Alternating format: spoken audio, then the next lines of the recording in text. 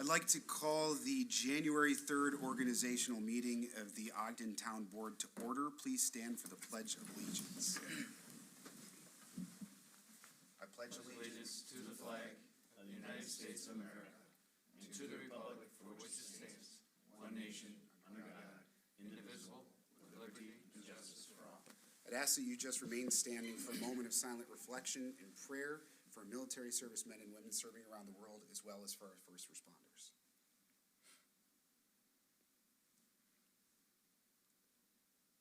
Thank you.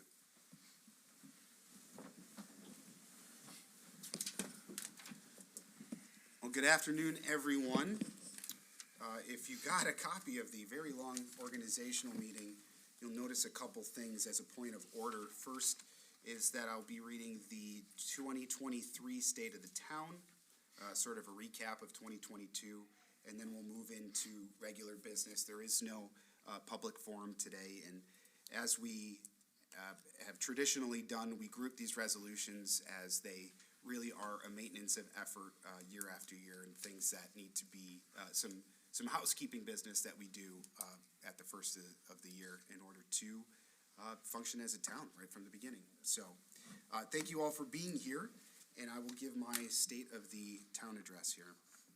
I'd like to start off by saying Happy New Year to all of you. Hope you've had a wonderful holiday season. 2022 was a very busy year in the town of Ogden, and I truly appreciate all the support that I've received throughout my first year as town supervisor. Serving the community that my wife, children, and I call home is a true honor, as well as a challenge that I take very seriously. Despite the challenges we faced as a town and as a nation, 2022 proved to be a positive year for our town, and I'm proud of all that we were able to accomplish together. One of the vital tasks of my first year as supervisor was finding successors for retirements in the positions of assessor, police chief, and historian. So pleased that the individuals we brought into these departments. Chief Travis Gray hit the ground running in the Ogden Police Department, has continued the incredible legacy left by his predecessor, longtime OPD Chief Chris Mears. Jesse Deal has been hard at work organizing the town's historical items and documents, and Pam Dolliver is already using her experience and expertise to revamp and improve our town assessor's office and prepare for a townwide assessment in 2024. We've also worked with department heads to identify ways to improve the way we operate and serve residents. With the help of our incredible new building inspector, Brian Thompson, we revamped the building department that was just not in alignment with our goals and the community needs, and turned it into a department that is spoken very highly of. We didn't just strengthen departments, relationships between department heads were renewed and have been improved right along the way. One example of this, right before the end of the year, I spoke with Highway Superintendent Dan Wolf and Police Chief Gray separately and said that it seemed like a great time to reopen the conversation regarding servicing vehicles in-house. Now, not sure if I would typically describe Dan as a patient man, of all the words that are used to describe him, but it was an incredible amount of patience and diligence that Dan really had to encumber in order to make a great pitch to the police chief. Not only did they agree to terms, but Dan really went above and beyond to help with some of the storage in the highway, which will really help us make strides with the Sallyport entrances that we've talked about quite a bit recently. I want to thank both of these gentlemen for their efforts to continue to make things just better for this town. Thank you, guys. We've changed the way the board passes resolutions to provide more transparency, increased our technological capacities, and supported new services for residents. We navigated the tail end of the worst of COVID and strengthened our relationships with stakeholders in surrounding communities, our school district, and the county. When I stepped into the role of supervisor, we were in the midst of a very public court case involving our dog kennel. Our senior center contract had expired, and there were a lot of questions regarding the future of the town's historic Little Red building. Thanks to the hard work and collaboration, we secured a contract for a new kennel when so many other towns are still in limbo, and negotiated a contract with the senior center. We also repurposed and renovated Little Red, which now serves as a town historian's office and will start becoming a bit of a tourism spot this year. Additionally, through our efforts, we were the first town that will be bringing back mobile DMV, a service that will be available in the next couple of months. Modernizing our town facilities and the way we do business has also been one of my priorities. Among other things, we added the new AV system to our town hall boardroom, completed the campus key fob and campus camera projects. We're now looking into the possibilities of installing public electric vehicle charging stations at town hall, all initiatives to better serve residents and staff alike. From my first day in office, I made a conscious effort to plan for the future of our town. We formed a comprehensive plan steering committee to help us determine what the overall framework for future public and private investment and decision-making should look like here in Ogden. But we've also spoken with countless residents and businesses to determine what types of growth our community would like to see in the future, and requested a traffic study be conducted between State Route 531 and County Route 31 prior to the new development in that area. All of this will be of tremendous importance this year as we prepare a master plan for the town. We've been frugal with our finances as well, utilizing our ARPA funds for projects that the town supports while making significant upgrades to facilities, parks, technology, and convenient services for residents. I was very fortunate to have our new finance director, Brian Grant, who seamlessly transitioned into this role in the midst of budget season and who helped us deliver an incredible budget that satisfies the needs of each department while keeping the tax rate flat and the levy well under the cap, all while not dipping into our savings in a year that saw over 8% inflation.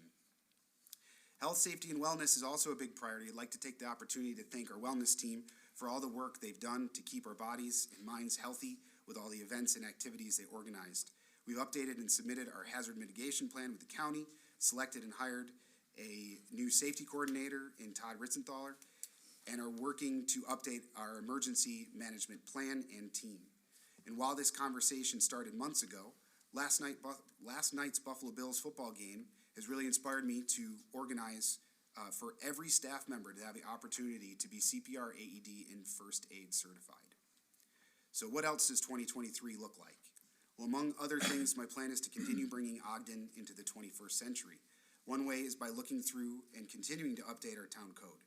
We will also be updating our handbook and our procurement policies and bringing them up to date as well. We'll be conducting a town-wide technology audit of our equipment and will formally put together a technology replacement plan with the help of BOCES. We will continue to onboard and implement the Municity software for the building and highway departments. And we will continue to work with the county to seek a shared services agreement to help us convert our records management system and convert files for digital storage.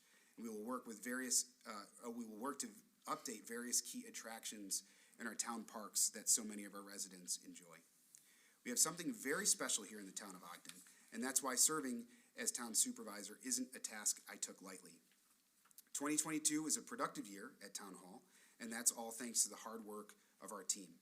And now, with the right people in place, I can't wait to hit the ground running and accomplish the goals that have been set for 2023. I'm so appreciative of the loyalty and support I've received from everyone, especially my department heads, Town Clerk Noel Burley, Highway Superintendent Dan Wolf, and members of our town board. I look forward to another great year working alongside each and every one of you to get things done for this wonderful community. Thank you. And yes, there is a copy of this, so you don't have to type anything. In Word. Okay, well, as was previously mentioned, as is tradition, because there are 66 resolutions, I would point out that there is an additional, 65 resolutions, time clerk, oh, you did update this, thank you, I appreciate that.